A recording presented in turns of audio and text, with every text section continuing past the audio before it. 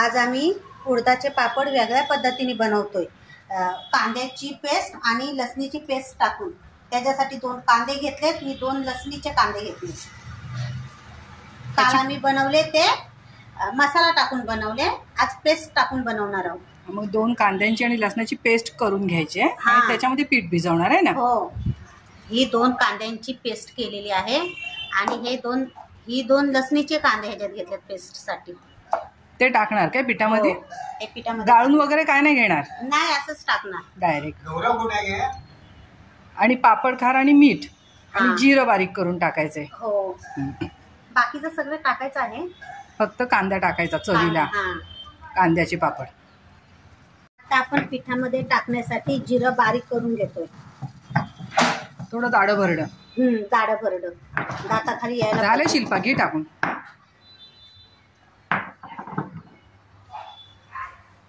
1 किलोचं डाळीचं पीठ आहे ना हे? हो। आधी पिठामध्ये जिऱ्याची पावडर टाकून घेतली जाडी भरडी, आणि आता आपण पापड खार टाकतोय आणि मीठ। ही कांद्याची पेस्ट घेतली, 2 कांद्यांची। गाळायची वगैरे काय नाही, ते काय मिक्स होऊन जाणार। आणि लसणीची पेस्ट, लसणीचे पण 2 कांदे घेतलेले। आज आमचे मसाला पापड बनतायत।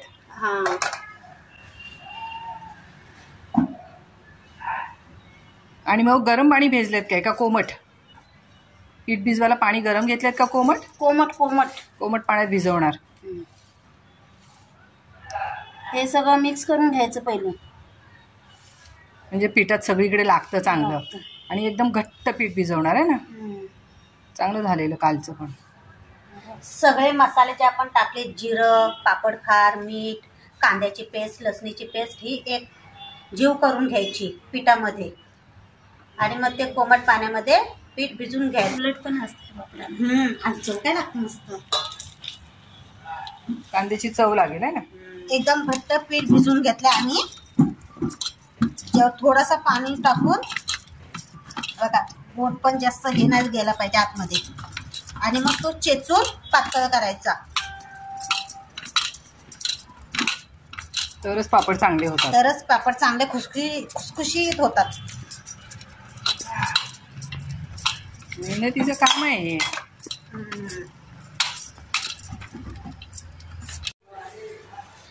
आता पीठ चांगलं चेचून घ्यायचंय तेल लावून।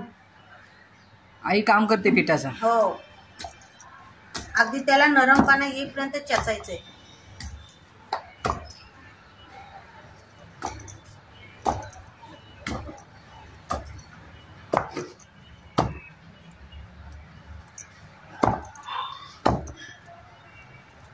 भिजवल्यानंतर पीठ ठेवलं होतं 1 तासभर आहे ना। हो, काही लोक रात्रभर पण ठेवतात, पण आम्हाला दाखवायचे व्हिडिओ म्हणून आम्ही लगेचच बनवतो। भिजवल्यावर 1 तासभर ठेवतो आणि मग करतो।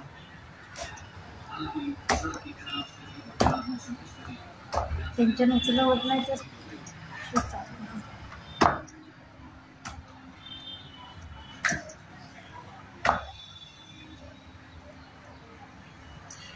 असं चांगलं चिकट होतं ते चेचून चेचून, आणि मग ओढायचं आणि मग त्याच्या गोळा पाडायच्या। चेचून आता पूर्ण झालंय ना, असं ओढून घ्यायचंय बघा। असं करून करून त्या पिठाला नरमपणा आणायचंय। चिकटपणा येतो ना चांगला। चिकटपणा येतो, हो।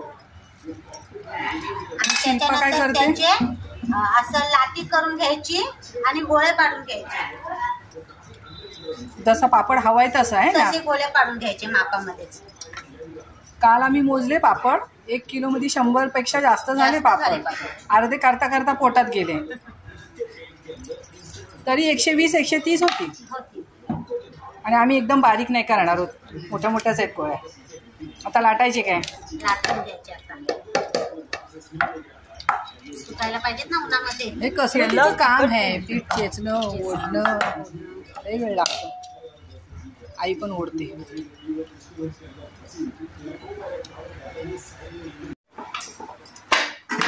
पापड लाटायची सुरुवात झाली।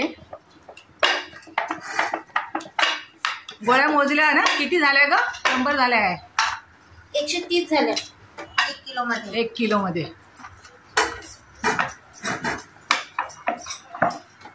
आणि साईज पण मोठी आहे. दाखव का? हां, मोठी आहे. मोठी करतात. मी जास्त पातळ नाही करत आहोत. पातळ नाही करत. जास्त पातळ केले मग करपतात पापड.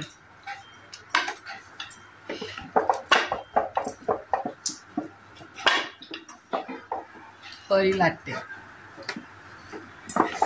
विश्राम. आई आमची वाळत घालते पापड. तिचं काम आहे हे रोजचं.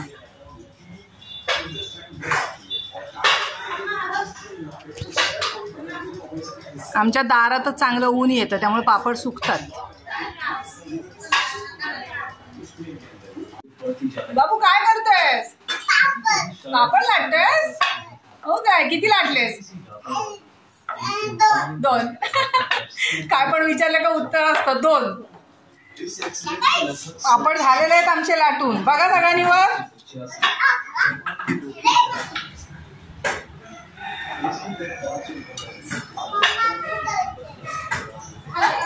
आई थोडी इकडं सोड चादर. हा, इकडं सोड थोडी म्हणजे उन्हात येईल.